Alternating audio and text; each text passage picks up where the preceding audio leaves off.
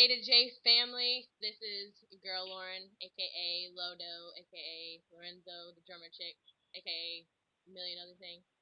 Here today with the beautiful, gorgeous, talented Nisha Nandez. Nisha's a good friend of the aToJ crew, and actually just collaborated with us for some upcoming working class tracks that are gonna be on the album. So look for her there. Nisha, how are you? I'm doing well. How are you, Lauren? Excellent. All right. So tell me, who is Nisha Nandez? Well, okay. I'm Nisha Nandez, as you just said. I'm originally from Southern California, and I live in Killeen, Texas right now. Just retired from the Army after almost 10 years. Excellent. So when did you start your music journey, and what brought you here? Let's see. I started music, believe it or not, when I was 9. I started playing the flute. And then I did that all through high school. Then I quit for a while, got married, had kids. Then I joined the Army band in 2003. And then we deployed in 2005. I sang in the rock band. I was a token black chick in the rock band. And then I got out of the band, became an officer. Then when I got close to retirement, I started singing rock, believe it or not. And so I guess I would say the Army band is really what got me into the singing part. Excellent. And I was stationed at Fort Stewart, Georgia. So we talked about you've had a hard time putting a very very specific music label, a genre label on your music because it's just so unique, and you take so many inspiration from so many different types of music. So tell me, who's been your personal music inspiration, who you listen to, what kind of genres and inspiration you blend into Nisha Nandez's music. Wow. Who do I listen to? I listen to everybody, ranging from, my favorite is Evanescence. And then, let's see, I listen to Chrisette Michele, Evanescence. I listen to, gosh, I mean, you name it, I listen to it. There's nobody specific, there's no specific genre I listen to, whether it's rock, R&B, hip hop. Doesn't really matter, I guess. And as far as what genres I blend in my music, it depends on my mood. I think there's always a type of rock or pop bass, maybe. And then I just, whatever I'm feeling that day, that's pretty much it. All right. So you're working with, your producer is Jason Richard. So tell me how you started working with him, and what it's been like working with him so far. Okay. I got a Living Social email. Basically, it gives you discounts on things in your local area. I don't know if you have that in Florida. Mm-hmm. Okay. So I got one that said you can have 3 hours in Clockright Studio, which is where he is, for, I don't know, an obscenely cheap price. So I told my husband, I'm going to go back to studio and sing, because I knew I was about to retire. And that's how I met him. And I started doing cover songs. I did everything from, like, Anita Baker, Evanescence. I did crazy crap. And he was looking at me like I was crazy, like, oh, gosh, she sucks.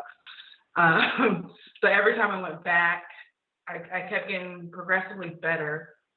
And Jason is awesome. He's my guitar on almost all my songs. I think there's only 2 songs I've done so far that he's not playing guitar on, but he's playing like bass. If you don't hear guitar ripping like on Have Mercy, he's playing bass like on Static on the radio. And he is awesome. He makes sure that I'm on key. He gives me some melodic ideas if I'm stumped. And he makes sure that I'm not going to get screwed, which I love about him. And his wife, Beth, is awesome. Um, and that's why on my album cover it says featuring Jason Richard at the bottom. So even though he's my producer, he's on all of my songs, every single one of them. So he's Awesome. Sounds like you have a not only a great producer but a good friend watching your back, and that's an important thing in this music industry. All right. I'm learning that fast. Yeah.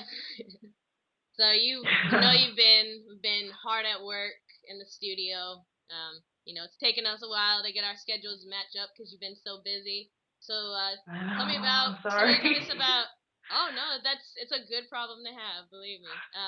But tell us about some of your new tracks, what's in the works, and your upcoming album. Okay. I just wrote 2 new songs that are a lot different than the last 5 that I released. They're more motivational. Well, one's motivational. I'll let you hear that one. I don't want to give too much away. I don't know. I was just feeling. I was in a different mode. I left something really important out. I've been working with my friend Kamalis.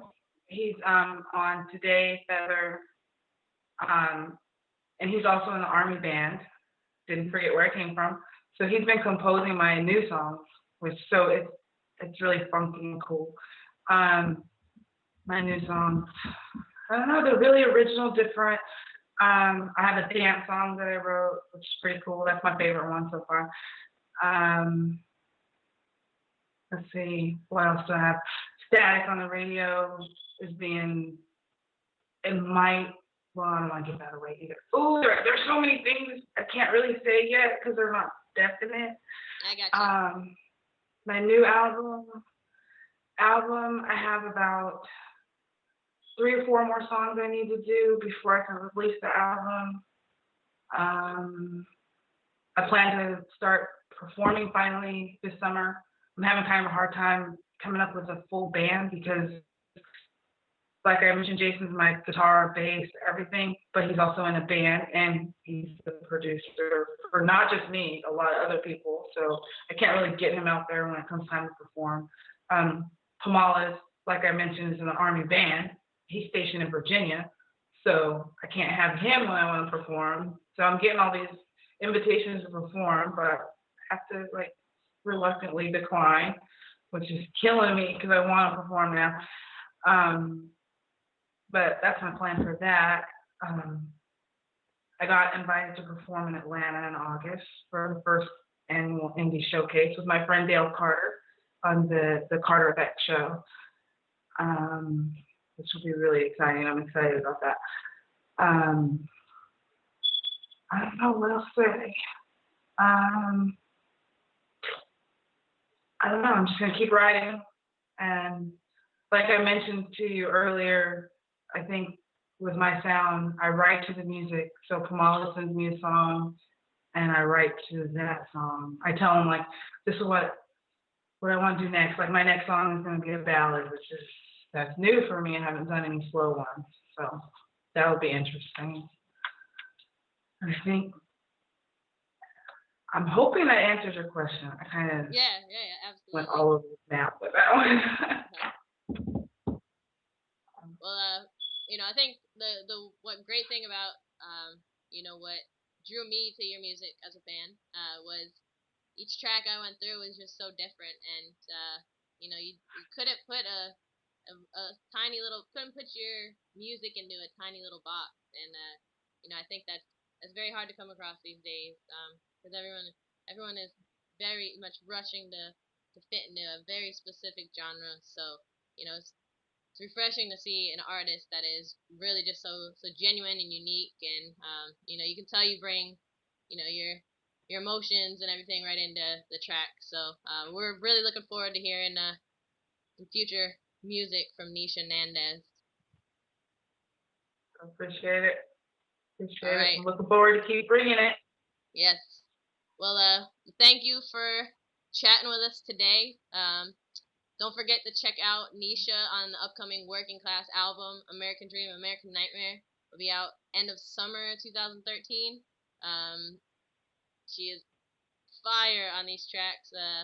Can't wait to for that to drop so I can bump that in my car in public. But Nisha, it's been great working with you so far. We look forward to working with you again. Likewise. And just keep doing what you do.